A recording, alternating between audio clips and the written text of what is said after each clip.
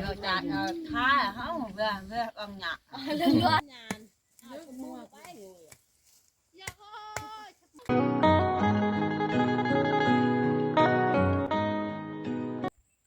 สบายดีพี่น้องสบายดีFC บ่าวสมบูรณ์บ่ได้ไปทางใดมื้อนี้พี่น้องอยู่เฮือนแล้วก็จะเบิ่งพี่น้องเสียหญ้าอยู่ข้างๆหลังนี่นะพี่น้องอยู่ข้างหลังเฮือนบ่าวสมบูรณ์เนี่ย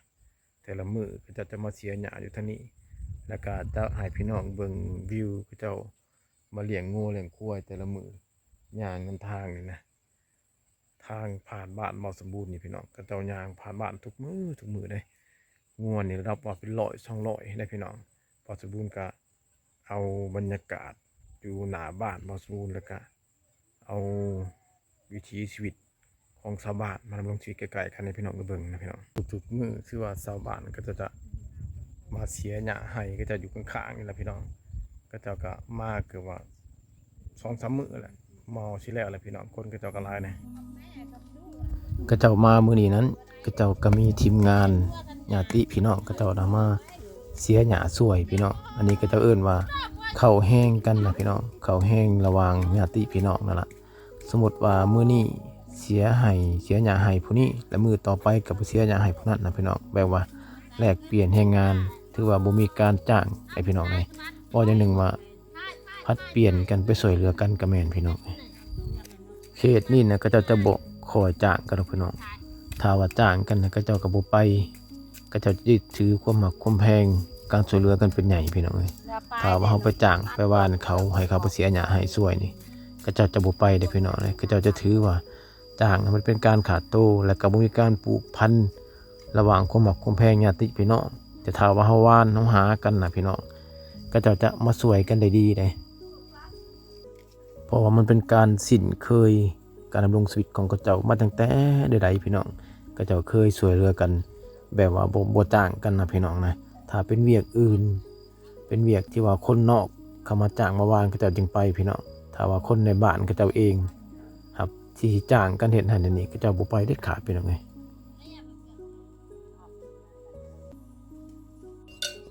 ในแต่ละมื้อนี่นะพี่น้อง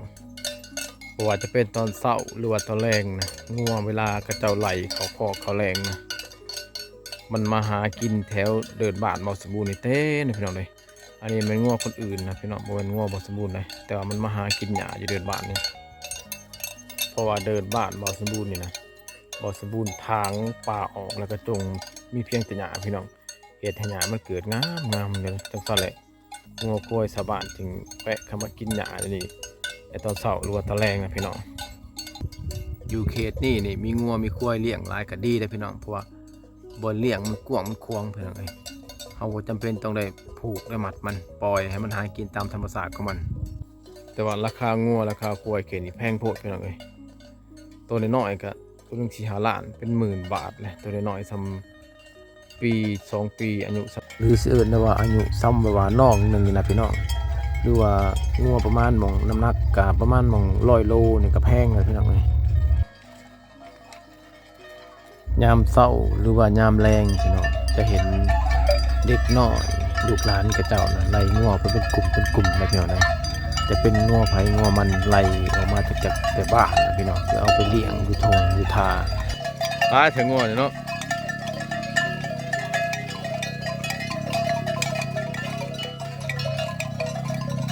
งูนี่แห้งหลาย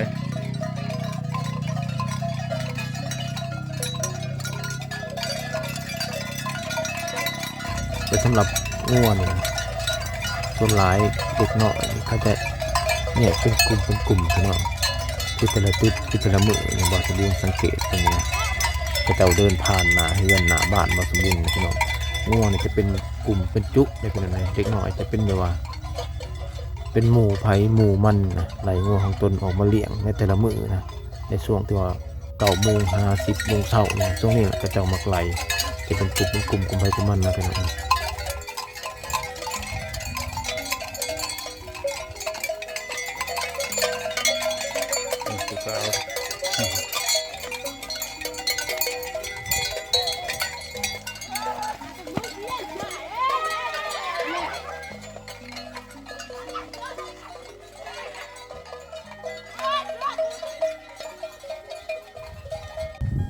พอมาตอนเที่ยง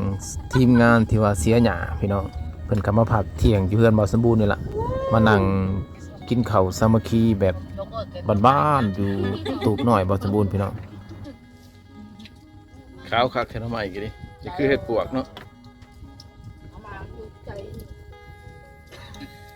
ทายจานท้าเขาเรือเอาหนัก เรื่องยั่วได้บ้าง อาหาร ทาย แซ่ จา บ นโชคกันเลยมาทายชงกรุงพูดมาทาย อาหารกับอาหารบ้านหน้าบ้านเฮานี่พี่น้องแกงหน่อไม้ไล่ใส่จิรอแล้วก็มีตำบักหุ่งลวกผักที่ว่าหาได้จากธรรมชาตินั่นแหละเป็นผักที่เก็บมาจากไร่จากสวนนี่แหละพี่น้องเป็นผักกระเจ้าเสียหญ้าก็เจ้าก็เก็บผักมาเลย หันสิเอ็ดได้หันเพียเนาะเสียเดียวหันเกลือเขาแบบปีแล้วเนาะอุ้งเนาะอาจจะให้ปีแล้วเนาะเขาเดียวเนาะเดียวเนาะเสียเดียวเสียจุดเดียวเนาะอันละอันเลยอันเลยจุดแรกต่ออันก็จางกันเลยเนาะ คันบ่เว้าเรื่องน้ำใจแม่ติจิตของพี่น้องชาวชนเผ่าบลูนี่นะพี่น้องบ่สมบูรณ์คือว่าสุดยอดกว่าชนเผ่าอื่นๆพี่น้องนี่บ่เรื่องความสามัคคีหักแพงแบ่งปันระหว่างพี่น้องหมู่คู่ก็เจ้าจะถือเป็นอันประเสริฐที่สุดแล้วก็ถือเป็นสิ่งสำคัญที่สุดในชีวิตประจำวันของกระเจ้าพี่น้องนี่ประเทศนายพลเจ้าหญ้าบ่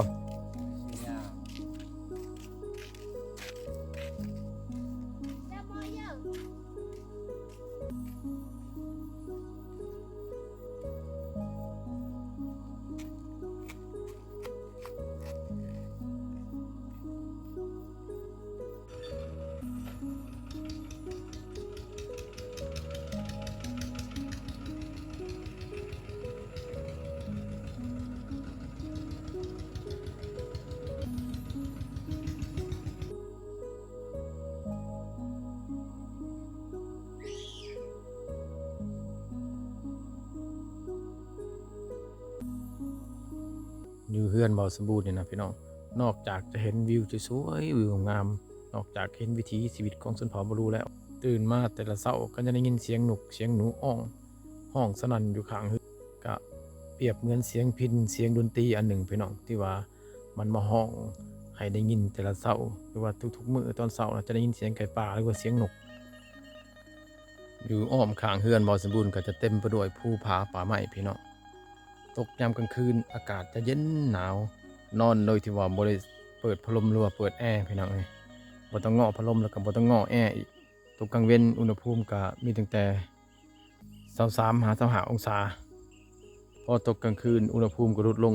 20หรือว่า18องศาพอดีตุ่มห่มนอนพี่น้อง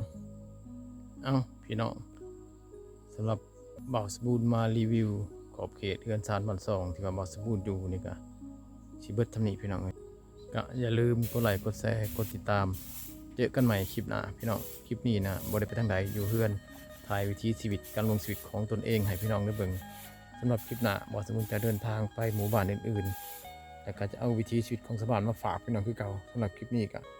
ขอขอบใจพี่น้องขอขอบใจ